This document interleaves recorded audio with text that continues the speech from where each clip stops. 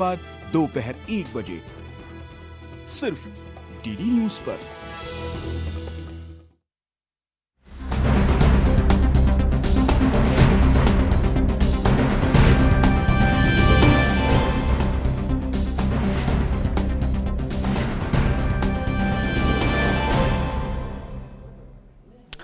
नमस्कार, mid day prime में आप सभी दर्शकों का बहुत बहुत स्वागत है। आज आपके साथ मैं हूं वसीम मिश्रा। शुरुआत हेडलाइंस के साथ। प्रधानमंत्री नरेंद्र मोदी ने वाटर विजन एट 2047 विषय पर राज्य मंत्रियों के पहले अखिल भारतीय जल सम्मेलन को वीडियो संदेश के माध्यम से किया संबोधित। कहा, जल संरक्षण के लिए राज्यों के प्रयास देश के सामूहिक लक्ष्यों को प्राप्त करने में होंगे बहुत सहायक। माइक्रोसॉफ्ट के सीईओ सत्या नडेला ने की पीएम मोदी से मुलाकात। डिजिटल परिवर्तन के नेतृत्व में टिकाऊ और समावेशी आर्थिक विकास पर भारत सरकार के पहल को बताया प्रेरणादायक। कहा, भारत के डिजिटल इंडिया विजन को करेंगे साकार।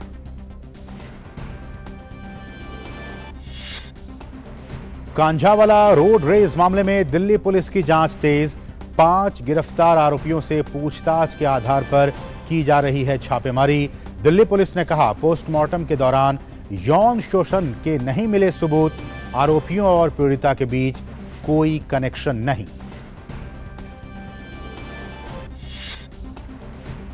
केंद्रीय गृह एवं सहकारिता मंत्री अमित शाह त्रिपुरा के दौरे पर। धर्मनगर और सबरूम में जन विश्वास यात्राओं को झंडी दिखाकर रवाना करने के साथ ही जनसभाओं को भी करेंगे संबोधित। भाजपा के राष्ट्रीय अध्यक्ष जेपी नड्डा आज से कर्नाटक के 2 दिवसीय दौरे पर।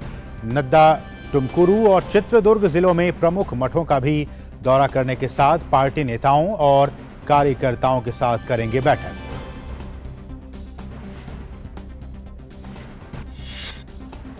घने कोहरे और शीतलहर की चपेट में समूचा उत्तर भारत। दिल्ली में मौसम का सबसे ठंडा दिन रहा आज। सफदरजंग में पारा 3 डिग्री तक लुढ़का। सड़कों पर थमी वाहनों की रफ्तार।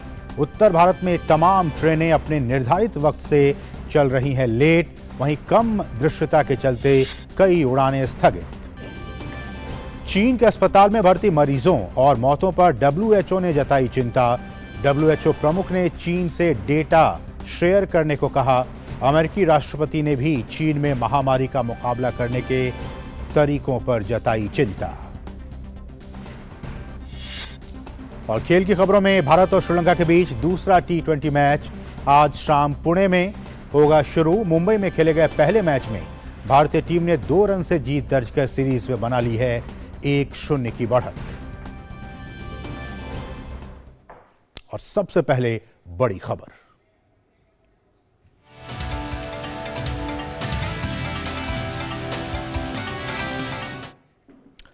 केंद्रीय जल शक्ति मंत्रालय आज से मध्य प्रदेश के भोपाल में राज्य मंत्रियों के पहले अखिल भारतीय जल सम्मेलन का आयोजन कर रहा है। इस 2 दिनों के सम्मेलन का शीर्षक है साल 2047 के लिए जल दृष्टिकोण। प्रधानमंत्री नरेंद्र मोदी ने इस सम्मेलन के पहले दिन यानी कि आज वीडियो संदेश के जरिए कार्यक्रम में अपने विचार साझा किए। पीएम ने अपने संबोधन में कहा कि वाटर विजन एट 2047 अगले 25 वर्षों की यात्रा का अहम पड़ाव है। पीएम ने कहा कि जल संरक्षण के लिए राज्यों के प्रयास देश के सामूहिक लक्ष्यों को प्राप्त करने में बहुत ही सहायक होंगे। हमारी संवैधानिक व्यवस्था में पानी का विषय राज्यों के नियंत्रण में आता है।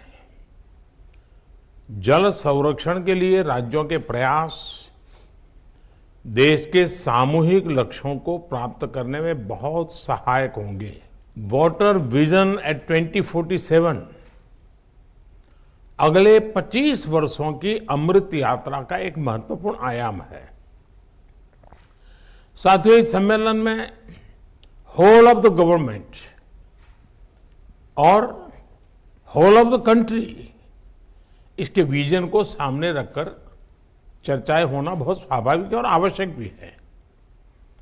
होल ऑफ गवर्नमेंट का एक पहलू ये भी है कि सभी सरकारें एक सिस्टम की तरह, एक ऑर्गेनिक एंटिटी की तरह काम करे। प्रधानमंत्री ने कहा कि सरकार के अकेले प्रयासों से ही सफलता मुमकिन नहीं है। उन्होंने कहा कि जल संरक्षण से जुड़े अभियानों में जनता और सामाजिक संगठनों को जोड़ना ही होगा। जो सरकार में है उन्हें इस सोच से बाहर निकलना होगा कि उनके अकेले के प्रयास से अपेक्षित परिणाम मिल जाएंगे। इसलिए जल संरक्षण से जुड़े अभियानों में जनता जनार्दन को, सामाजिक संगठनों को, सिविल सोसाइटी को भी ज्यादा से ज्यादा हमें जोड़ना होगा, साथ लेना होगा। प्रधानमंत्री ने कहा कि जल संरक्षण के लिए टेक्नोलॉजी को, यानी कि तकनीक को बढ़ावा देना होगा। पीएम मोदी ने कहा कि जियो सेंसिंग और जियो मैपिंग के जरिए हमें इस दिशा में मदद मिल सकती है। हमें पॉलिसी लेवल पर भी पानी से जुड़ी परेशानियों के समाधान के लिए सरकारी नीतियां और ब्यूरोक्रेटिक प्रक्रियाओं से बाहर आना होगा। हमें प्रॉब्लम्स को पहचानने और उसके सॉल्यूशन को खोजने के लिए टेक्नोलॉजी को, इंडस्ट्री को और खासकर स्टार्टअप्स को साथ जोड़ना होगा। जियो सेंसिंग और जियो मैपिंग जैसी टेक्निकों से हमें इस दिशा में काफी मदद मिल सकती है। साथियों, हर घर तक पानी पहुंचाने के लिए जल जीवन मिशन आपके राज्य का एक बड़ा डेवलपमेंट पैरामीटर हुआ है। कई राज्यों ने इसमें अच्छा काम किया है। और प्रधानमंत्री ने कहा कि प्रधानमंत्री कृषि सिंचाई योजना के तहत सभी राज्यों में तेजी से काम भी हो रहा है और इसके तहत पर ड्रॉप मोर क्रॉप की भी शुरुआत की गई है। पानी की उपलब्धता के आधार पर ही क्रॉप डाइवर्सिफिकेशन हो, प्राकृतिक खेती हो, नेचुरल फार्मिंग खेती को बढ़ावा दिया जाए। कई जगह ऐसा देखने में आया है कि जहां प्राकृतिक खेती होती है, नेचुरल फार्मिंग की जा रही है, वहां जल संरक्षण के भी सकारात्मक प्रभाव दिखाई दिया है। साथियों, प्रधानमंत्री कृषि सिंचाई योजना के तहत सभी राज्यों में तेजी से काम हो रहा है। इसके अंतर्गत पर ड्रॉप मोर क्रॉप अभियान की शुरुआत की गई थी। इस स्कीम के तहत देश में अब तक 70 लाख हेक्टेयर से ज्यादा जमीन माइक्रो इरिगेशन के दायरे में लाई जा चुकी है। और इस बहुत ही अहम विषय पर अधिक बातचीत के लिए हमारे साथ हमारे सहयोगी अजीत द्विवेदी, जो कि भोपाल से इस वक्त जुड़ गए, हमारे साथ जुड़े हुए हैं। अजीत, आपका स्वागत है मिड डे प्राइम में। और जैसा कि हम सभी जानते हैं और कुछ दिनों पहले भी संयुक्त राष्ट्र की अजीत एक रिपोर्ट आई थी, मैं उस रिपोर्ट का हवाला देना चाहूंगा, फिर मैं सवाल पे आऊंगा। उस रिपोर्ट में साफ तौर पे इस बात को इंगित किया गया है कि 2050 तक विश्व की 82% आबादी के सामने जल की, पीने के पानी की समस्या बहुत ही ज्यादा गहरी होने वाली है। इस बैकड्रॉप में, इस परिप्रेक्ष्य में ये जो विजन है 2047 का भारत का, इसको कैसे देखा जाए? बिल्कुल, देखिए, यही नहीं, इसके अलावा कई और रिपोर्ट भी हैं जो कि हवाला देती है कि अगर वर्ल्ड लेवल पे कोई कॉन्फ्लिक्ट होगा बड़े लेवल पे, तो वो कहीं ना कहीं पानी को लेकर होगा। और पानी जिसके पास होगा, जल संसाधन जिसके पास होगा, वो देश जो है ज्यादा मजबूती से सामने आएगा। तकनीक जिसके पास होगी, पानी जिसके पास होगा, वो देश ज्यादा मजबूत होंगे और मजबूती से उसका विश्व स्तर पर जो है प्रभाव उसका पड़ेगा। देखिए, बात करें हम पानी की, तो पानी इतनी मूलभूत आवश्यकता है। हालांकि देखिए, जो पानी हमें शुरू से ही हमें प्रकृति ने मुफ्त में दिया, इसलिए इसकी बहुत ज्यादा लोग इसकी जो वैल्यू है, इसकी जो महत्व है, उतना समझ नहीं पाते हैं। लेकिन जिस तरीके से जल को लेकर लगातार काम किया जा रहा है, इसकी महत्ता को लेकर, और जिस तरीके से वाटर कंजर्वेशन को लेकर पिछले कुछ वर्षों में काम हो रहा है, तो प्रधानमंत्री नरेंद्र मोदी लगातार जो है तमाम मंचों पर ये बात उठाते रहे हैं। चाहे वो मन की बात में उन्होंने कई बार इस बात का जिक्र किया कि आपको किस तरीके से जल संरक्षण पर काम करना है, और तमाम जो मंचों पर उन्होंने कहा है कि लोगों को इससे जुड़ना होगा, लोगों को समझना होगा। इस संवेदनशीलता जो है वो विकसित करनी होगी लोगों में, आम लोगों में, कि जल को किस तरीके से हम बचा के रखें, किस तरीके से उपयोग कर सके। आने वाले 25 वर्षों का एक रोड मैप है। ये भविष्य के, देखिए, दूर दृष्टि वाली बात हो गई कि हमने भविष्य के लिए अभी से तैयारियां शुरू कर दी है, क्योंकि जिस तरीके से जनसंख्या का दबाव देश में बढ़ रहा है, जिस तरीके से तमाम जो संसाधन जो है जल के वो सीमित होते जा रहे हैं, और जल जो है वो रिसाइकल हो सकता है, उसको बनाया नहीं जा सकता। एक अपने स्तर पर हम कह सकते हैं कि वो जितनी मात्रा में है उतना ही रहेगा, लेकिन लगातार उसका जो है उपयोग बढ़ता जा रहा है, उसकी आवश्यकता बढ़ती जा रही है, और ये आवश्यकता जो है वो गांव से लेकर शहर तक और एक छोटे उद्योग से लेकर बड़े उद्योग तक सभी स्तर पर बढ़ती जा रही है। तो इसको किस तरीके से हमको इसका प्रबंधन करना है, किस तरीके से इसका वेस्ट मैनेजमेंट करना है, तो किस तरीके से तमाम राज्यों को साथ लेकर काम करना है, जो कि हर राज्यों के पास अपनी भौगोलिक संरचनाएं हैं, अपनी चुनौतियां हैं, अपनी खूबियां हैं। तो उन राज्यों के साथ कैसे सामंजस्य स्थापित करना है, और किस तरीके से हम जो वाटर रिसोर्सेज पूरे देश में है, तमाम नदियां हैं, कुछ नदियां बारहमासी नदियां हैं जो 12 महीना जो है जलमग्न रहती है, कुछ जो बरसाती नदियां होती है कि बरसात के समय उनमें पानी होता है, वो कुछ जगहों पर ऐसी संरचनाएं हैं जो कि बहुत जल की बड़ी संरचना है लेकिन बहुत पुरानी हो गई है या उनकी देखरेख नहीं हुई है, उस कारण से वो नष्ट होने के कगार पे आ गई है। उनको किस तरीके से रिस्टोर करना है और किस तरीके से राज्यों के बीच में आपसी संबंध अच्छे रहे, नदियों को जोड़ने का जो एक बहुत बड़ा अभियान है उसको किस तरीके से अमली जामा पहनाया जाए, जिससे कि जो ये जो समस्या है कि कहीं पानी ज्यादा और कहीं कम होने के कारण बाढ़ की स्थिति बनती है और कई नदियां सूखी हो जाती हैं, कई नदियों बाढ़ की स्थिति आ जाती है, इसको कैसे दूर किया सके और किस तरीके जितना हमारे पर वाटर बॉडी जितनी है हमारे देश में है उसको किस तरीके से अच्छी तरीके से उसका प्रबंधन किया सके, किस तरीके से उसकी अधोसंरचना का विकास किया सके और किस तरीके से जो पानी को स्वच्छ करने की एक मुहिम भी है इसमें, क्योंकि जिस तरीके से पानी तो है हमारे पास लेकिन कई जगहों पर स्वच्छ पानी नहीं है और आज भी देश में कई इलाके ऐसे हैं जहां पर कि महिलाओं को, बच्चों को, लोगों को 200 किलोमीटर सफर तय करना पड़ता है 50 किलोमीटर सिर्फ पानी पीने के पानी के लिए। और इसी के कारण प्रधानमंत्री नरेंद्र मोदी ने जल जीवन मिशन की शुरुआत की थी कि हर घर में जो है नल से जल पहुंचे और हर व्यक्ति जो है वो नल से को पीने योग्य पानी मिलता है। और ये भी एक बड़ा एक एजेंडा है इस बैठक में कि इसको किस तरीके से अमली जामा पहनाना है, किस तरीके से कोशिश की जा रही है कि सभी पूरे देश में हर गांव तक नल से, हर घर तक नल से जल पहुंचे। और इसकी दिशा में भी आज यहाँ पर चिंतन मनन और यहाँ मंथन जो है वो जो राज्यों के मंत्री आए हैं वो कर रहे हैं। इसके अलावा अपनी चुनौतियां भी बता रहे हैं वो। तो कई राज्यों में जो पहाड़ी राज्य हैं, कई वन वाले राज्य हैं, कई मरुस्थल वाले राज्य हैं, उनकी अलग अलग समस्याएं हैं, अलग अलग चुनौतियां वहां पर है। उनको किस तरीके से उनका प्रबंधन करना है, किस तरीके से उनका वाटर मैनेजमेंट किस तरीके से काम आ सकता है। किसी राज्य ने अगर अच्छा काम किया है तो उससे दूसरे राज्य किस तरीके से सीख ले सकते हैं, किस तरीके से उस राज्य ने जो अच्छा काम किया है उसको अपने राज्य में भी वो अप्लाई कर सकते हैं, वहां पर जमीन पर उतार सकते हैं। इस बात पर को भी लेकर यहाँ पर जो है मंथन होगा। यहाँ पर जो राज्यों के मंत्री हैं वो यहाँ पर आपस में सामंजस्य बैठाएंगे और जो प्रधानमंत्री का जो एक मिशन है कि हर घर में नल से जल पहुंचे और जल का संरक्षण जो है वो किया जाए लगातार, उसको लेकर भी यहाँ पर मंथन जो है वो किया जाएगा। तो आप कह सकते हैं कि अपने आप में एक बहुत बड़ा एक विजन है कि बहुत हमने भविष्य की हमने अभी से उसकी फिक्र करना शुरू कर दिया है और उम्मीद है कि अगर हम अभी से काम करना शुरू करेंगे तो कहीं ना कहीं उसके परिणाम जो है बहुत जल्दी हमारे सामने आएंगे। और हमने देखा है कि हर जन नल योजना के माध्यम से और जल संरक्षण के माध्यम से कई जगहों पर जो सूखी जगहें थी, मैं बताऊं आपको, मध्य प्रदेश में कई ऐसे इलाके थे जहां पर कि पीने के पानी की समस्या हो जाती है, लेकिन आज वहां पर 12 महीना जो है पानी जो है लबालब उपलब्ध रहता है। ये एक बड़ा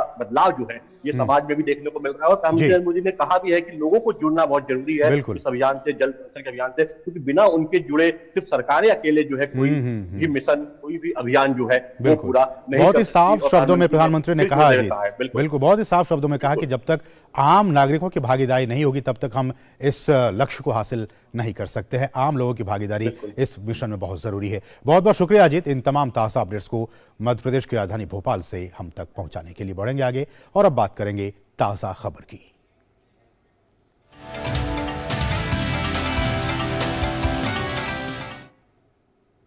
माइक्रोसॉफ्ट के सीईओ सत्या नडेला ने प्रधानमंत्री नरेंद्र मोदी से मुलाकात की। इसके बाद सत्या नडेला ने एक ट्वीट भी शेयर किया है। उन्होंने अपने ट्वीट में लिखा कि डिजिटल परिवर्तन के नेतृत्व में टिकाऊ और समावेशी आर्थिक विकास पर सरकार का गहन ध्यान है, जो काफी प्रेरणादायक है। हम भारत के डिजिटल इंडिया विजन को साकार करने और दुनिया के लिए एक रोशनी बनने में उसकी मदद करने के लिए तैयार हैं।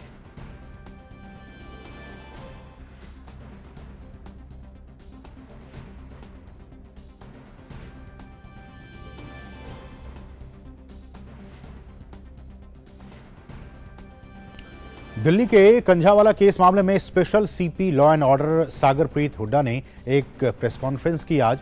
उन्होंने कहा कि हमारी 18 टीमें इस पर काम कर रही हैं। हमने 5 आरोपियों को गिरफ्तार किया है और उनसे लगातार पूछताछ की जा रही है। पूछताछ में पता लगा है कि इसमें 2 और लोग शामिल हैं। हमारी टीम छापेमारी कर रही है। 18 टीम्स इसमें काम कर रही हैं और मल्टीपल जो टीम्स हैं वो सभी पहलुओं पर काम कर रही हैं और इसमें हम अभी तक क्राइम सीन को अच्छे से विजिट कर चुके हैं और पोस्टमार्टम एग्जामिनेशन हो चुका है और 5 एक्यूज्ड हमारी कस्टडी में हैं। उनका कस्टडी के दौरान इंटरोगेशन हो रहा है। उनका जो वर्जन है उसको कोराबरेट और कॉन्ट्राडिक्ट किया जा रहा है। उनके इंफॉर्मेशन के आधार पर नई जो क्लूज डेवलप हो रहे हैं उनको वेरीफाई किया जा रहा है और इसमें हमें अब तक जो सफलता मिली है उसमें ये है कि जो एक्यूज्ड हैं उनका जो वर्जन था उसमें कुछ हम कंट्राडिक्शन ला पाए हैं और सीसीटीवी फुटेज के आधार पर और जो सीडीआर के आधार पर हमें ये पता लगा है कि इसमें 2 लोग और इन्वॉल्व थे और उनके लिए पुलिस अभी रेड कर रही है। इन्वेस्टिगेशन अभी जारी है। और दिल्ली पुलिस ने यह भी कहा है कि कंझावाला वारदात में गवाहों के बयान दर्ज कर रही है। Special CP law and order Sagarpreet Hooda ने आगे कहा कि हमने चश्मदीद गवाहों का बयान दर्ज किया है। पूछताछ में पता चला है कि गाड़ी दीपक नहीं बल्कि अमित चला रहा था। इंटरोगेशन के आधार पे ये पता लगा है हमें कि जो दीपक था वो उसने अपने आप को ड्राइवर बताया था, लेकिन इंटरोगेशन के दौरान हमें पता लगा है कि एक्चुअली जो गाड़ी थी वो अमित ड्राइव कर रहा था और ये इसके हमारे पास साइंटिफिक एविडेंस हैं और 2 लोग जो जिन्होंने ये आइडेंटिटी किसी की कंसील करने की कोशिश की थी, ये ड्राइवर नहीं था अमित, उसके जो सहयोगी हैं उनको इस केस में एक्यूज बनाया गया है। अभी हमारी टीम इन्वेस्टिगेशन रेड्स कर रही है।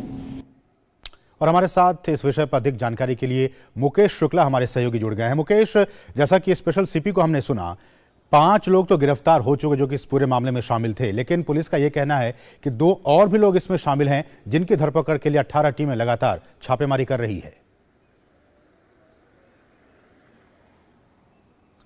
बिल्कुल असीम, जिस तरह से सागरप्रीत हुड्डा ने बताया कि 5 लोगों को पकड़ने के बाद ये पता लगा कि इसमें क्या नया पेच आ रहा है, किसने अमित की जगह दीपक को ड्राइवर बताया, तो इसमें अंकुश और एक आरोपी आशुतोष है। इन दोनों को पुलिस इस समय ढूंढने की कोशिश कर रही है। इनके लिए 18 टीमें लगाई गई हैं। आशुतोष जो है वो अमित का भाई है और उसके कहने पर ही दीपक ने ये स्वीकारा था कि गाड़ी वो चला रहा था मौका वारदात पर, लेकिन गाड़ी अमित चला रहा था। इसके बाद ये पता लगा और ये उन्होंने जांचने की कोशिश करी। इनकी गिरफ्तारी इसलिए की जा रही है क्योंकि इन्होंने जो साक्ष्य हैं उनको तोड़ मरोड़ के पेश करने की कोशिश करी। इन्होंने जो पुलिस की इन्वेस्टिगेशन थी उसको मिसलीड कराने की कोशिश करी। इन्होंने ही अपने भाइयों को ये एडवाइस दी कि वो अपने बयान बदले और जैसे जैसे बयान बदले जा रहे थे इसलिए इनको यहां पर इन्होंने कल्प्रिट बनाया है और इनको भी एक्यूज बना करके टोटल 7 आरोपी अब हो गए हैं। 5 को गिरफ्तार कर लिया गया है। 2 की धरपकड़ जो है वो जारी है। ऐसे में निधि का जो बयान है उसके 164 के बयान करा लिए गए हैं। उसमें अभी क्योंकि वो बयान जो है मजिस्ट्रेट के सामने होते हैं तो पुलिस इसमें अभी कुछ ज्यादा नहीं बोल रही है, क्योंकि पिछले दिनों मीडिया में उसने बताया था कि जो पीड़िता थी वो नशे में थी, लेकिन अभी जो पोस्टमार्टम रिपोर्ट है उसमें ऐसे कुछ भी अभी साक्ष्य सामने नहीं आया है। फाइनल रिपोर्ट अभी आनी बाकी है। ऐसे में ये देखना होगा कि निधि का बयान कितना सटीक होता है। इसमें अभी 304 की जो सेक्शन है वो दर्ज कर ली गई है। इसके आधार पर आगे जांच की जा रही है, लेकिन जो विक्टिम पार्ट है वो कह रहा है कि इसमें 302 का मुकदमा दर्ज होना चाहिए और इनको सख्त सजा दी जानी चाहिए। फास्ट ट्रैक कोर्ट में भी दिल्ली पुलिस जाने के लिए साक्ष्य है वो जुटाने की कोशिश कर रही है। मुकेश, इसमें पुलिस की तरफ से यह भी कहा गया कि जो दोषी हैं और जो पीड़ित हैं उनके बीच में ऐसे कोई सबूत नहीं मिले हैं कि दोनों पहले से एक दूसरे को जानते होंगे। बिल्कुल सही है। पुलिस पहले ये देख रही थी कि क्या वो 3 लड़के जो होटल में इनके साथ थे उनके साथ इन 5 लड़कों का कोई संबंध है या इन्होंने इनको बुलाया या इनसे कोई बात हुई, बट उनकी लोकेशन डिफरेंट मिली। उनकी लोकेशन डिफरेंट मिली। ये 5 जो लड़के थे ये कहीं और से आ रहे थे। इनकी जो लोकेशन निकली उसमें पता लगा इन्होंने कहाँ पेट्रोल भरवाया, इन्होंने कहाँ खाना खाया और उस समय ये वहां पर जब पहुंचे थे, लेकिन इन्हें ये पता था कि गाड़ी के नीचे लड़की फंस चुकी है। इसके बावजूद इन्होंने उसको निकालने की कोशिश नहीं करी। गाड़ी ऊपर ड्राइवर से निकाली, तो वो कहीं ना कहीं अब एक इनके ऊपर संगीन आरोप लगता नजर आ रहा है कि एक्सीडेंट तो हुआ था, लेकिन अगर इन्होंने मानवता दिखाई होती, इंसानियत दिखाई होती, उस लड़की को निकालने की कोशिश की होती, तो शायद ये इतना बड़ा मामला ना होता, वो लड़की भी बच जाती और इन पे भी इतने गंभीर आरोप नहीं लगते। लेकिन इनको पता था और इस दौरान ये अपने आप को बचाने के चक्कर में आगे की तरफ भागे। एक जगह इन्होंने गाड़ी भी पार करी, उसके बाद ये ऑटो में बैठ करके वहां से गाड़ी छोड़ के भाग गए। तो कहीं ना कहीं इनकी इंटेंशन जो है मैलिफाइड है, इनको ये पता था, जानबूझ के इन्होंने इस गलती को किया, इसलिए इस पे 304 सेक्शन है वो दर्ज किया गया है। पुलिस कह रही है इस पूरे मामले में मुकेश जो जांच है वो लगातार जारी है।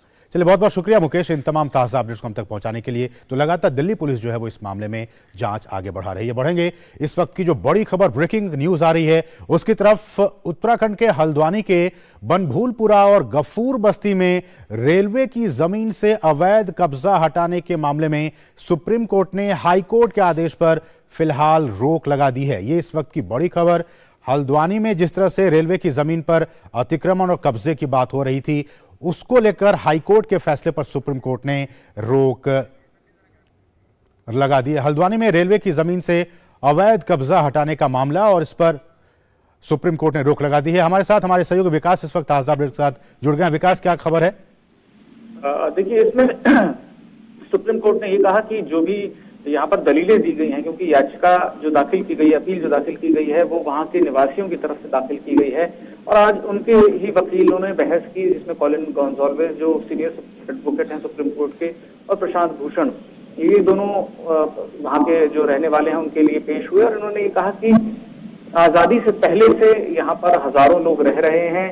ये जो जमीन है वो पहले जैसे कहते हैं कि नजूल की जमीन थी, यानी कि सरकारी जमीन थी, लेकिन किसी इस्तेमाल में नहीं थी, इसलिए इस जमीन पर इन लोगों को बसने दिया गया और अचानक से इनको इस जगह को खाली करने का जो आदेश दिया गया है, जिसमें 1 हफ्ते का समय दिया गया था, इसको चुनौती दी गई है इस अपील में और उन्होंने ये कहा कि ये विवादास्पद है कि ये पूरी रेलवे की जमीन है या नहीं और इसको लेकर के वो आगे आने वाले जब बहस का जब मौका आएगा तो वो इस बात को रखेंगे कि क्योंकि ये लोग यहाँ पर 1960 से यहाँ पर रह रहे हैं और ये म्यूनिसिपैलिटी की जमीन है। लेकिन विकास कोर्ट जी असीम, मैं बात अपनी एक पूरी कर दूं कि इसमें कोर्ट ने ये कहा है, हालांकि कोर्ट ने इन सारी चीजों को मेरिट नहीं माना। कोर्ट ने ये कहा कि अगर आप हटा भी रहे हैं इनसे सारे लोगों को तो आपके पास एक पुनर्वास की नीति होनी है। 10,000 लोग हैं जो यहाँ पर रह रहे हैं, तो पुनर्वास पर सुप्रीम कोर्ट का इस वक्त थोड़ा फोकस है और इसीलिए कोर्ट ने फिलहाल नोटिस जारी कर उत्तराखंड सरकार से और जो वहां पे याचिका करते थे, मूल याचिका करता हाईकोर्ट में, उनसे जवाब मांगना है। जी चलिए, बहुत बहुत शुक्रिया विकास, हम आपसे आगे भी अपडेट लेते रहेंगे। फिलहाल आपका बहुत बहुत शुक्रिया इन तमाम ताज़ा अपडेट्स को हम तक पहुंचाने के लिए। और अब हम सीधे रुक करेंगे त्रिपुरा के राजधानी अगरतला का, जहां केंद्रीय गृह मंत्री अमित शाह एक कार्यक्रम को संबोधित कर रहे हैं। यात्रा रखा है जनविश्वास, क्योंकि लोकतंत्र के अंदर सरकारों के काम के आधार पर ही जनता का भरोसा जीता जा सकता है। मुझे याद है 2018 में मैं पहली बार त्रिपुरा आया, मेरी बहुत बड़ी सभा हुई थी और उसमें 11 लोग उपस्थित थे। कितनी बड़ी सभा हुई थी? 11 लोग उपस्थित थे, मगर हमने तय किया था त्रिपुरा को एक कम्युनिस्टों के कुशासन से मुक्ति दिलाएंगे। हमने तय किया था कि कम्युनिस्टों के शासन को उखाड़ कर फेंक देंगे और मैंने ही नारा दिया था, चलो पलटाई, और त्रिपुरा की जनता का हमेशा भारतीय जनता पार्टी पर ऋण रहेगा। चलो पलटाई के नारे को आपने सार्थक किया और भारतीय जनता पार्टी की सरकार। कहीं देश में ऐसी सरकार नहीं बनी होगी जिसका अगली विधानसभा में एक भी विधायक नहीं और चुनाव के बाद पूर्ण बहुमत की सरकार। हमने ना ऐसा देखा है ना सुना है। मैं त्रिपुरा की जनता का बहुत बहुत धन्यवाद करना चाहता हूं। माताओं, भाइयों, बहनों, यात्रा 8 दिन चलेगी। 8 जिलों की 60 विधानसभा सीटों में जाएगी 1000 किलोमीटर चलेगी, 200 से ज्यादा जनसभाएं, 100 से ज्यादा पदयात्राएं और 50 रोड शो ये यात्रा कवर कर कर हमने आपके विश्वास के अनुरूप जो काम किया है वो बताए। माताओं, भाइयों, बहनों, 2018 का चुनाव त्रिपुरा को कम्युनिस्टों के कुशासन से मुक्त कराने का चुनाव। लगभग 3 दशक तक कम्युनिस्टों ने यहां शासन किया, मगर त्रिपुरा की समस्याओं का समाधान नहीं। पानी लेना है तो उनकी कैडर के पास जाओ, रोजगारी लेनी है कैडर के पास जाओ, राशन लेना है कैडर के पास जाओ, थाने में केस दर्ज कराना है तो कैडर के पास जाओ। सारा प्रशासन कैडर के नीचे ला दिया था। आज मैं आपको पूछता हूं, कहीं पर वो कम्युनिस्टों का कुशासन दिखता है? भाई बताइए, दिखता है? ये परिवर्तन भारतीय जनता पार्टी का है। और ये चुनाव 5 साल में मोदी जी के नेतृत्व में, विप्लव देव और माणिक शाह के नेतृत्व में जो विकास की नींव डालने का काम हुआ है, वो नींव पर एक समृद्ध त्रिपुरा की इमारत बनाने का काम ये 5 साल के अंदर करना है। एक ऐसा त्रिपुरा बनाना है जहां हर युवा को अपने ही राज्य में काम मिले, हर महिला को सुरक्षा मिले, हर आदिवासी ट्राइबल भाई को अपना अधिकार मिले, हर घर में गैस का सिलेंडर तो पहुंच ही गया है, हर घर में शौचालय तो पहुंच ही गया है, मगर हर घर में स्वच्छ पीने का पानी भी मिले, हर एक के लिए अस्पताल की व्यवस्था। ये समृद्ध त्रिपुरा जो उद्योगों से लैस हो, ये त्रिपुरा उन्नत त्रिपुरा, श्रेष्ठ त्रिपुरा, समृद्ध त्रिपुरा, इसके नारे के साथ हम ये यात्रा लेकर निकले हैं। तो आज बंगाल के प्रसिद्ध स्वतंत्रता सेनानी बालेंद्र कुमार घोष का जन्मदिन भी है। मैं आज उनको प्रणाम करता हूं और याद करता हूं। मित्रों, जो डबल इंजन सरकार हमारी चली, उसने अंधकार की जगह अधिकार दिया है, विनाश की जगह विकास दिया है, विवाद की जगह विश्वास दिया है, कुशासन की जगह सुशासन दिया है और दुविधा की जगह सुविधा देने का काम किया है ये भारतीय जनता पार्टी की सरकार। हमारे मोदी जी ने कहा था कि आप हमें सरकार दीजिए, हम आपको हीरा से मतलब था, हाईवे, इंटरनेट, रेलवे और एयरवेज। हमने चारों वचन हमारे 2 मुख्यमंत्री विप्लव और माणिक भाई ने पूरे कर दिखाए हैं और अंत में हमने हीरा के साथ साथ माणिक भी देने का काम किया है। तो हीरा और माणिक दोनों त्रिपुरा वालों के पास है। माताओं, भाइयों, बहनों, हमारी डबल इंजन सरकार ने डबल सेवा भाव, समर्पण भाव त्रिपुरा में देने का काम किया है। यही त्रिपुरा कभी उग्रवाद, घुसपैठ, ब्लॉकेड, ड्रग, आर्म्स ट्रैफिकिंग, भ्रष्टाचार और आदिवासियों से अन्याय से जाना जाता था।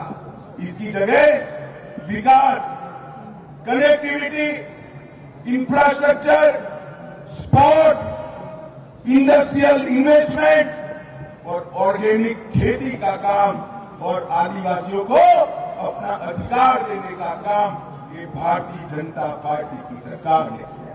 हमने NLFT से समझौता कर उग्रवाद को समाप्त किया, ब्रू परिवारों को यहां पर बसाकर बहुत बड़े 50,000 से ज्यादा बड़े जनसमूह को हमेशा के लिए आगे बढ़ाने का काम किया है।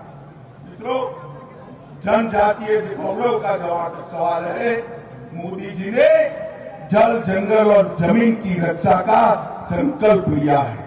मित्रों, जहां तक त्रिपुरा का सवाल है, मैं आज आपको बताने आया हूं 2.7 लाख 2,70,000 माताओं को गैस का सिलेंडर देने का काम ये भारतीय जनता पार्टी की सरकार ने किया। 4.25 लाख घरों में पीने का पानी पहुंचाने की सुविधा शुरू की है। लगभग 3,80,000 शहर और गांव मिलकर आवास देने की शुरुआत की है। केंद्र सरकार द्वारा 10,000 से ज्यादा करोड़ के कनेक्टिविटी के काम, इंफ्रास्ट्रक्चर के काम हमने किए हैं और 2,800 करोड़ रुपया 262 किलोमीटर लंबा राष्ट्रीय राजमार्ग बनाने का काम भी किया है। 73,000 से ज्यादा माताओं को मातृवंदना योजना में 5,000 से ज्यादा राशि मिलती है। 17 एकलव्य मॉडल स्कूल बनाए हैं। 2.5 लाख किसानों को प्रति साल 6,000 रुपया उनके बैंक अकाउंट में देने का काम है। 1.3 लाख 1,30,000 घरों में बिजली पहुंचाने का काम किया है और 13 लाख लोगों को 5 लाख तक का पूरा स्वास्थ्य का खर्चा फ्री ऑफ कॉस्ट करने का काम ये भारतीय जनता पार्टी की। माताओं, भाइयों, बहनों, कोविड आया, मोदी जी ने वैज्ञानिकों को प्रेरित कर सबसे पहले भारतीय टीका बनाया। जिनके कोविड के डोज लग गए हैं वो हाथ ऊपर उठाओ तो भाई, जरा ऊपर उठाइए। सबको लग गए ना? अरे बोलो तो लग गए हैं? पक्का? 25 पैसा भी देना पड़ा है? सरकार ने कॉफी पिलाई या नहीं पिलाई? मोदी जी ने 230 करोड़ की जनता को फ्री ऑफ कॉस्ट टीका लगाकर भारत को सुरक्षा से युक्त कर कोरोना से बचाने का काम किया है। तो अभी आप ये सीधी तस्वीरें देख रहे थे त्रिपुरा के धर्मनगर से, जहां भाजपा के वरिष्ठ नेता और केंद्रीय गृह मंत्री अमित शाह जन विश्वास यात्रा को संबोधित कर रहे थे। ये जो जन विश्वास यात्रा है वो 60 विधानसभा सीटों से होकर गुजरने वाली है। और इससे पहले केंद्रीय गृह मंत्री अमित शाह त्रिपुरा के दौरे पर हैं। वो आज अगरतला पहुंचने पर मुख्यमंत्री माणिक साहा सहित अन्य नेताओं के साथ उन्होंने अमित शाह का स्वागत किया गया। अमित शाह का आज का दूसरा कार्यक्रम सबरूम में है, जहां वे जन विश्वास यात्रा को रवाना करेंगे। सबरूम में अमित शाह एक जनसभा को भी संबोधित करेंगे। और यहाँ एक छोटे से ब्रेक के लिए आप देखते रहिए मिड डे प्राइम। बुजुर्गों का शरीर शीघ्र ठंडा हो जाता है। शरीर का तापमान 35 डिग्री सेंटीग्रेड या कम हो जाने से उनको गंभीर स्वास्थ्य समस्याएं हो सकती हैं। ठंड में बाहर रहने पर या बेहद ठंडे कमरे में रहने से हाइपोथर्मिया हो सकता है। शीतलहर के दौरान एक से ज्यादा गर्म कपड़े पहने। शरीर का तापमान बनाए रखने के लिए सिर, गर्दन, हाथ और पैर पूर्ण रूप से ढके। बारिश या बर्फबारी हो तो वाटरप्रूफ जैकेट पहने। नम या गीले कपड़े तुरंत बदले। गर्म पेय पीने से शरीर का जल स्तर और गर्मी बने रहते हैं। शराब मत पिए। यदि आप अकेले रहते हैं तो पड़ोसी, परिवार और दोस्तों के संपर्क में रहें। अगर आप बेघर हैं तो सरकारी रैन बसेरों में जाएं। आपातकालीन स्थिति में 108 या स्थानीय एम्बुलेंस नंबर पर फोन करें या अस्पताल जाएं। सतर्क रहें, सुरक्षित रहें। NDMA एवं IIPHG द्वारा जनहित में जारी। और अब कुछ दूसरी अहम राष्ट्रीय खबरें।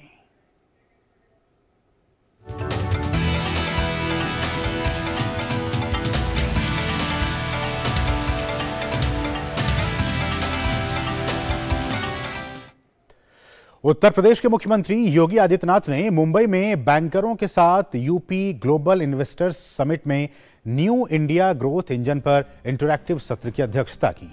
दरअसल योगी आदित्यनाथ फरवरी के दूसरे सप्ताह में उत्तर प्रदेश सरकार द्वारा लखनऊ में आयोजित किए जा रहे ग्लोबल इन्वेस्टर्स समिट में निवेशकों को आमंत्रित करने के लिए अपने 2 दिवसीय दौरे पर हैं, मुंबई दौरे पर हैं। 2 दिवसीय ये समिट 10 से 12 फरवरी तक आयोजित होगी, जिसमें देश विदेश के निवेशकों के शामिल होने की उम्मीद है। और मुख्यमंत्री योगी आदित्यनाथ से मिलने के बाद विभिन्न बैंकर्स ने यूपी में बदली हुई कानून व्यवस्था की तारीफ की। बैठक के बाद मीडिया से बात करते हुए बैंकरों ने उत्तर प्रदेश में निवेश को लेकर भरोसा व्यक्त किया। A banker and a part of the financial system, we feel very, very enthused with the stability, the law and order situation, the trust and confidence which the state of Uttar Pradesh is building. And it is giving us confidence with progressive policies for economic development, particularly with more than 90 lakh MSMEs, infrastructure, sector development, startup eco-culture, that Uttar Pradesh is on the way to be a major contributor for India's growth under the leadership of the Prime Minister Narendra Modi ji. The state government is leveraging all the potential channels of its GSDP, which means that they are giving necessary impetus for growth of agriculture and also creating enabling environment for industry to grow, and also inviting the fresh investment through the startup mechanism as well. These are all the levers which will eventually achieve the kind of growth which the state is expecting. Chief Minister had told us that MSMEs are the bedrock of the UP's industrialization. SIDBI has been working very closely with the UP government and with the UP state. SIDBI's headquarters, by the way, happens to be in Lucknow itself. For many years we've been working, but the last 12 months we've seen a tremendous surge in interest from the UP government to take forward MSME programs, from credit guarantee scheme to the loans to the micro and small industries. We are already fully working with the UP government in many different ways. At Exim Bank, we welcome this initiative of the government of Uttar Pradesh, which is led by the Chief Minister, Honorable Chief Minister Yogi ji. What transpired was, of course, some of the confirmations of statistics which we already know. That is, Uttar Pradesh infrastructure development, the pace has picked up a lot. Also, the policy environment is very conducive, and we believe at Exim Bank that there is tremendous scope for the Uttar Pradesh government to increase its manufacturing setups and capacities and also generate employment. G20 presidency के बाद में India का the leadership, no, it's going global, and the concept is now Vasudhaiva Kudumbaka, one earth, one family, and one future. इस कार्यक्रम के साथ साथ अमृतकाल में यूपी गवर्नमेंट का इनिशिएटिव सबको जोड़ना है, बहुत बेहतरीन बात है, और योगी जी ने आके हमारा सबको मन छीन लिया है। मैं वहीं भी बात भी बोला था, तमिल संगम आयोजन करके पूरा तमिलनाडु को जीत किया। ऐसा कार्यक्रम में not only this, no, the industries and other economic activities, the social connect, the past history, ancient history of the India is also growing. बढ़ेंगे दूसरी अहम खबरों की तरफ।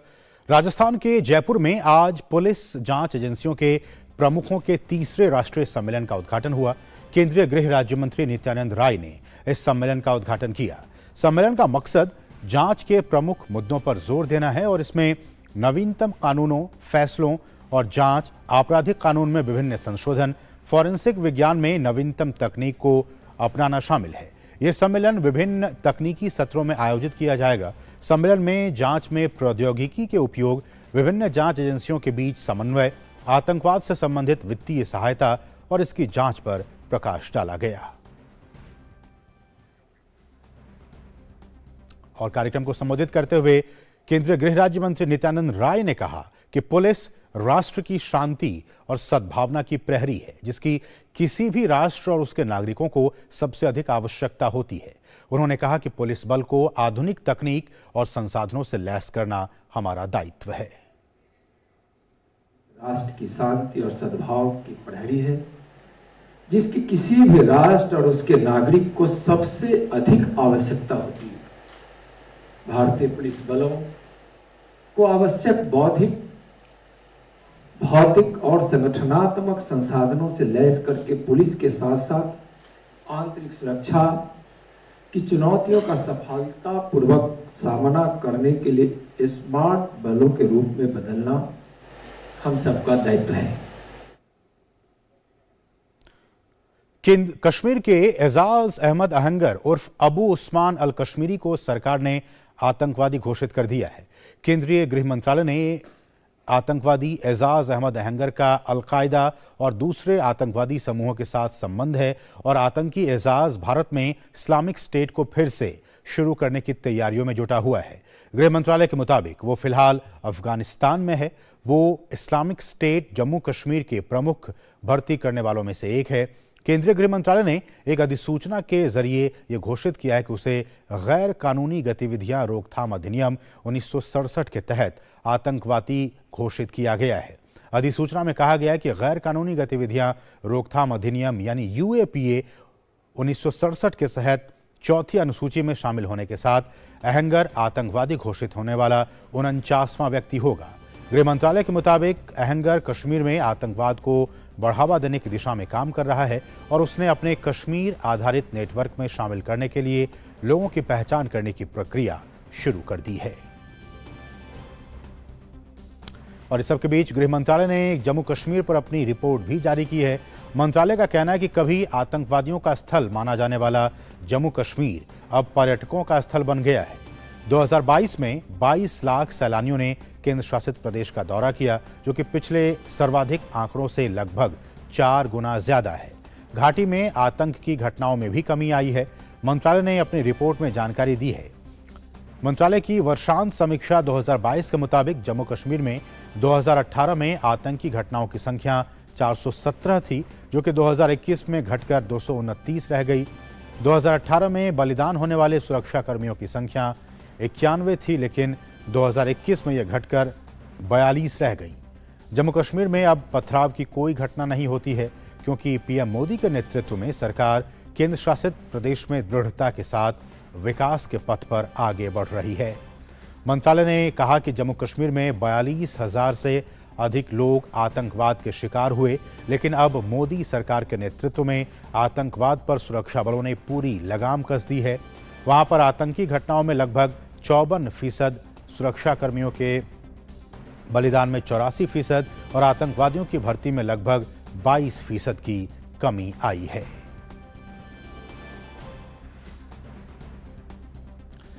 रक्षा मंत्री राजनाथ सिंह आज से अंडमान निकोबार द्वीप समूह की 2 दिवसीय यात्रा पर रहेंगे। राजनाथ सिंह अंडमान निकोबार कमांड मुख्यालय का दौरा करेंगे और वहां तैनात सैनिकों के साथ बातचीत करेंगे। भाजपा के राष्ट्रीय अध्यक्ष जेपी नड्डा आज से कर्नाटक के दौरे पर रहेंगे। जेपी नड्डा तुमकुरू, चित्रदुर्ग जिलों का दौरा करेंगे। इस दौरान पार्टी के नेताओं और कार्यकर्ताओं के साथ बैठकों में भी हिस्सा लेंगे। वे कुछ प्रमुख मठों का भी दौरा करेंगे, जिसमें एक प्रमुख सिद्धगंगा मठ भी शामिल है। नड्डा आज तुमकुरू में तुमकुरू और मधुगिरी विधानसभा क्षेत्रों के भाजपा के शक्ति केंद्र प्रमुखों की बैठक में हिस्सा लेंगे। साथ ही साथ जेपी नड्डा चित्रदुर्ग में वीरा मदकरी नायक, ओनाके ओब्बावा, BR अम्बेडकर की मूर्तियों पर माल्यार्पण करेंगे और पार्टी के कार्यकर्ताओं की बैठक में भाग लेंगे। जेपी नड्डा सिरिगेरे तरलाबालू मठ का भी दौरा करेंगे। और यहां रुके एक और छोटे से ब्रेक की, आप देखते रहिए DD न्यूज।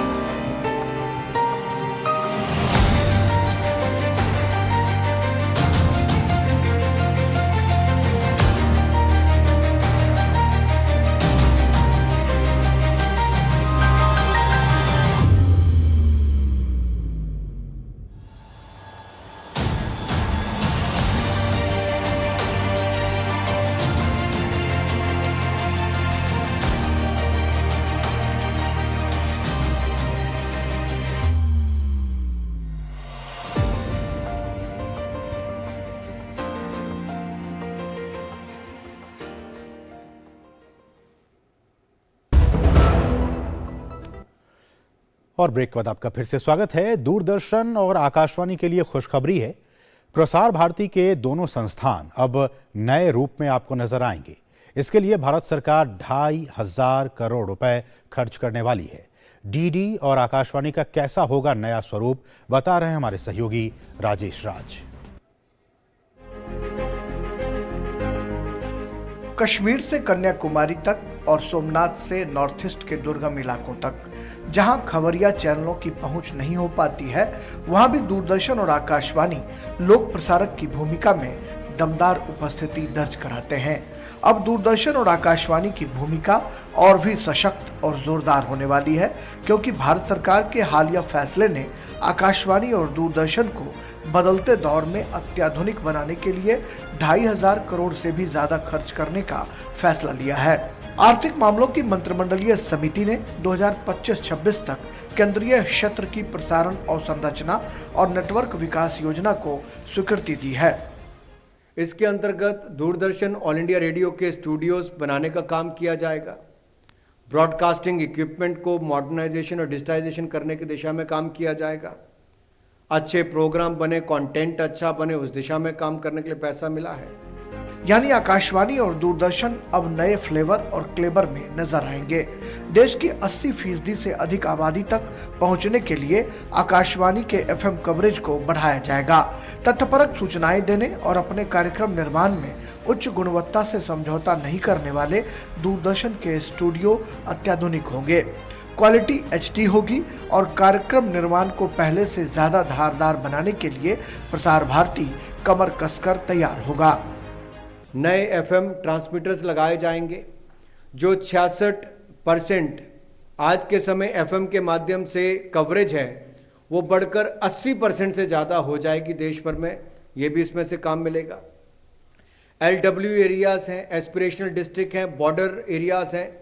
सबसे बड़ा काम इन क्षेत्रों में FM के ट्रांसमिशन को अपग्रेडेशन या नए लगाने का काम किया जाएगा। दूरस्थ जनजातीय, वामपंथी, उग्रवाद प्रभावित सीमावर्ती क्षेत्रों और आकांक्षी जिलों में रहने वाले लोगों को 8 lakh DD free dish DTH set top box वितरित किए जाएंगे। टीवी और रेडियो प्रोडक्शन, ट्रांसमिशन और संबद्ध मीडिया से जुड़ी सेवाओं समेत विभिन्न कंटेंट निर्माण के क्षेत्र में अनुभवी व्यक्तियों के लिए ऑल इंडिया रेडियो और DD के कंटेंट निर्माण और रचनात्मक कंटेंट के क्षेत्र में अप्रत्यक्ष रोजगार की पर्याप्त संभावनाएं भी ये योजना विकसित करेगी। देश का सबसे बड़ा टेलीविजन नेटवर्क दूरदर्शन चप्पे चप्पे पर रखता है नजर। जमीन से लेकर आसमान तक हर गतिविधियों पर होती है हमारी नजर, चाहे 15 अगस्त हो या फिर 26 जनवरी। हम आपको पूरी तन्मयता के साथ सच दिखाते हैं और ये सच आपको नए क्लेवर और फ्लेवर में अब नजर आएगा। कैमरामैन मोहित के साथ दूरदर्शन भवन नई दिल्ली से मैं राजेश राज, DD न्यूज के लिए। और अब व्यापार की खबरें।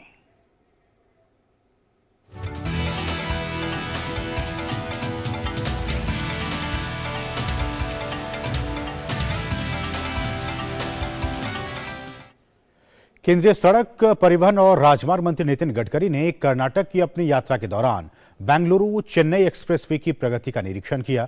262 किलोमीटर लंबे बेंगलुरु चेन्नई 8 लेन एक्सप्रेसवे का लक्ष्य यात्रा के समय को लगभग 7 घंटे से घटाकर 3 घंटे से कम करना है। बेंगलुरु चेन्नई एक्सप्रेसवे भारतीय राष्ट्रीय राजमार्ग प्राधिकरण द्वारा 26 नए ग्रीन एक्सप्रेसवे में से एक है। एक्सप्रेसवे को 16,730 करोड़ रुपए से अधिक की लागत से बनाया गया है। इसकी आधारशिला मई 2022 में पीएम मोदी ने रखी थी। संचार, इलेक्ट्रॉनिक्स और सूचना प्रौद्योगिकी और रेलवे मंत्री अश्विनी वैष्णव ने गुरुवार को ओडिशा में 5G इंटरनेट सेवाओं की शुरुआत की। इस दौरान केंद्रीय शिक्षा मंत्री धर्मेंद्र प्रधान भी मौजूद थे। वैष्णव ने धर्मेंद्र प्रधान के साथ भुवनेश्वर में शिक्षा ओ अनुसंधान SOA डीम्ड यूनिवर्सिटी के कैंपस 2 ऑडिटोरियम में एक कार्यक्रम के दौरान सेवाओं का उद्घाटन किया। 5G इंटरनेट सेवाएं शुरू में भुवनेश्वर, कटक और राज्य के अन्य बड़े शहरों में उपलब्ध होंगी। इसी के साथ देश के 50 शहरों में जहां 5G सेवाएं शुरू हो चुकी हैं, वहीं ओडिशा में गुरुवार को 5G दूरसंचार सेवाएं शुरू की गई। ओडिशा में 5G सेवाएं शुरू करने के लिए रिलायंस जियो और एयरटेल ने विभिन्न शहरों में 510 BTS स्थापित किए हैं। भुवनेश्वर, कटक और कुछ अन्य शहरों सहित राज्य के कुछ क्षेत्रों में 5G सेवाएं उपलब्ध होंगी, जिसे फिलहाल केवल 5G मोबाइल यूजर्स ही इस्तेमाल कर सकते हैं। और अब खेल की खबरें।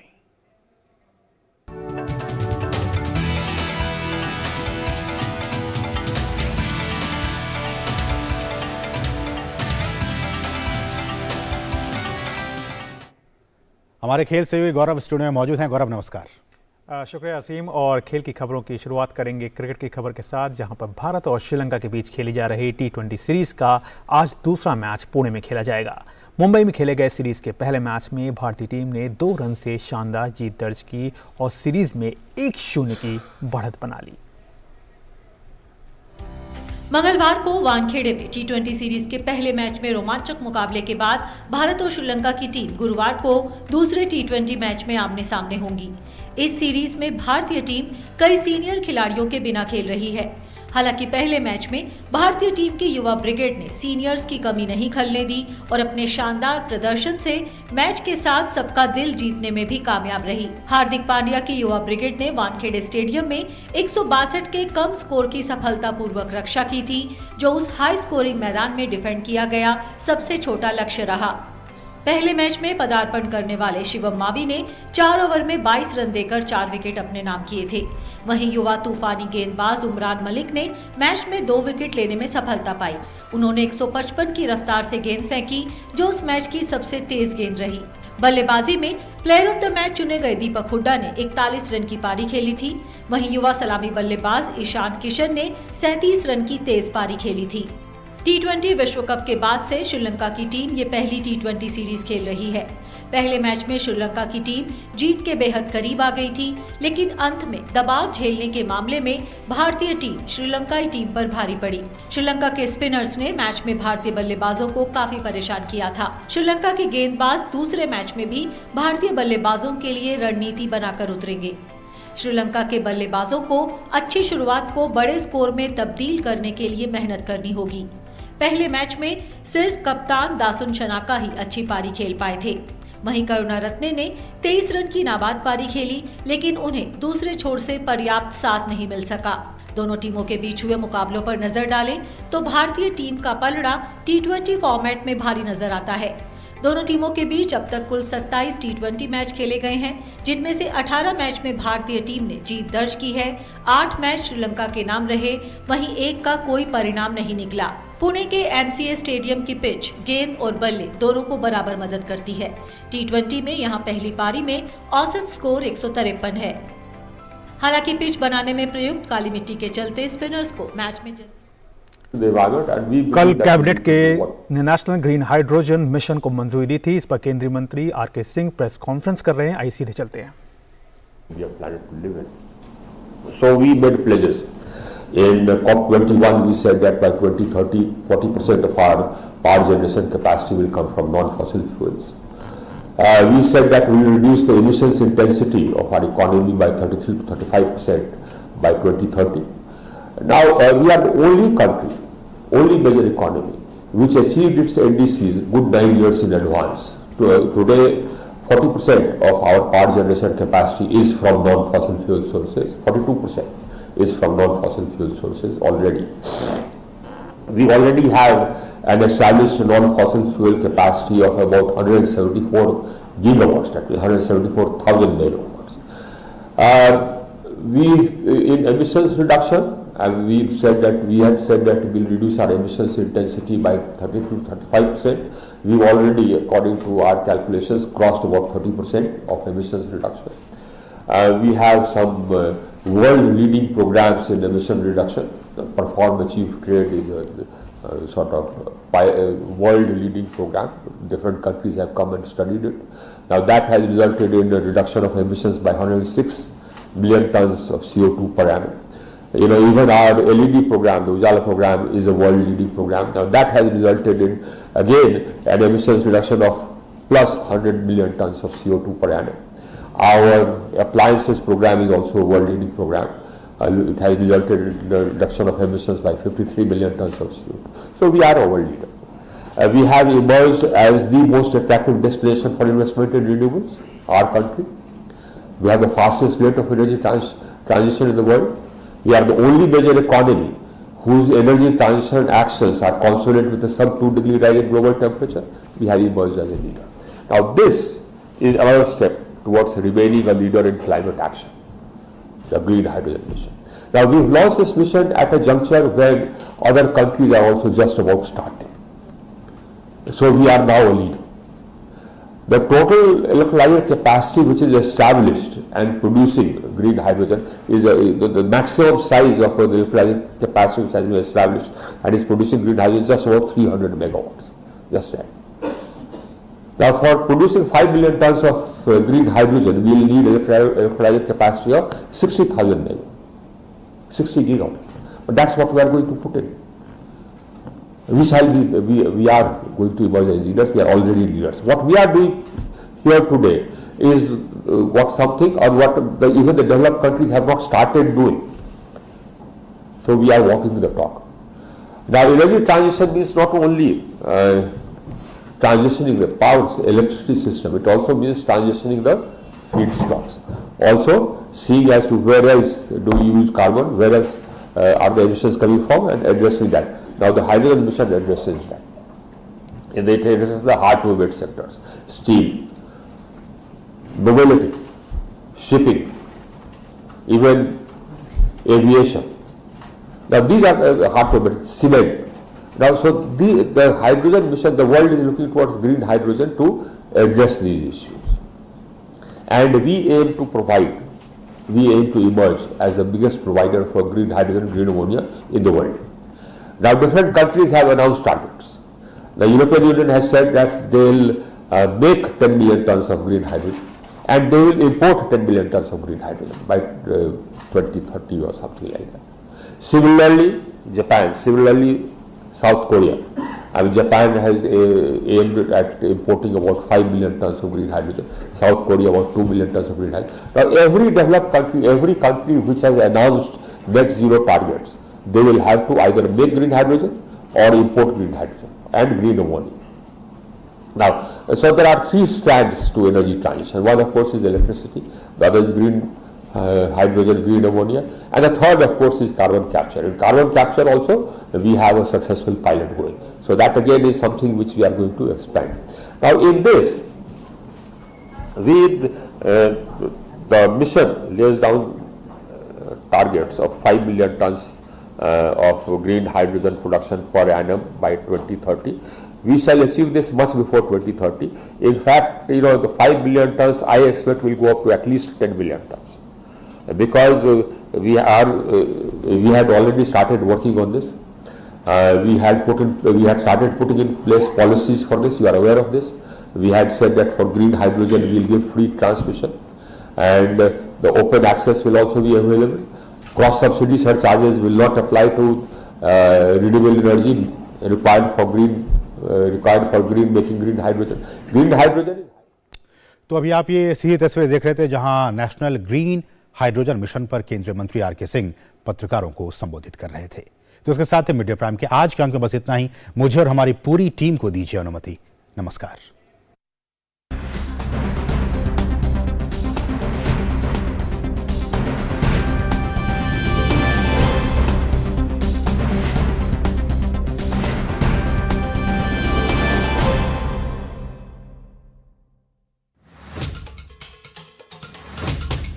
मकसद हो बुलंद लोकतंत्र की आवाज,